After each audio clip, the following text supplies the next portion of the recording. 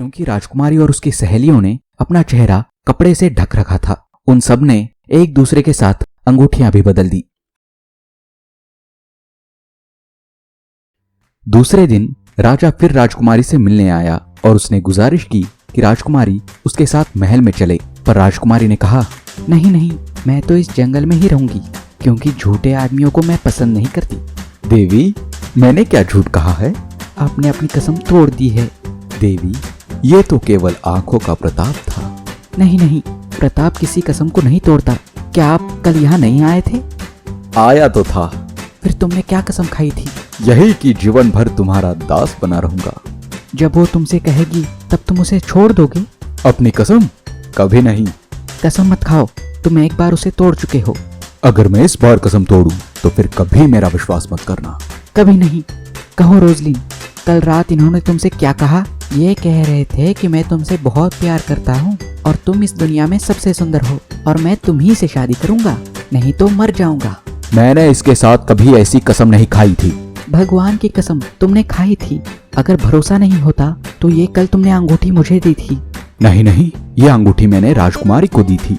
फिर राजकुमारी कहने लगी, माफ कीजिए, ये कपड़े रोजलिन पहने हुए थी। और फिर उसने बैरोनी से कहा, आपने मुझे अंगूठी दी थी, अब आप बताइए कि आप मुझसे शादी करना चाहते हैं या ये अंगूठी वापस लेना चाहते हैं? तब बैरोनी कहने लगा, कुछ नहीं चाहिए, मैं दोनों छोड़ता हूँ। अब मैं चाल समझ गया, इन सब ने हमारा मजाक उड़ाने के लिए ये चाल रची थी। उसी समय राजकुमारी को ये खबर मिली कि उसके पिता की मौत हो गई है।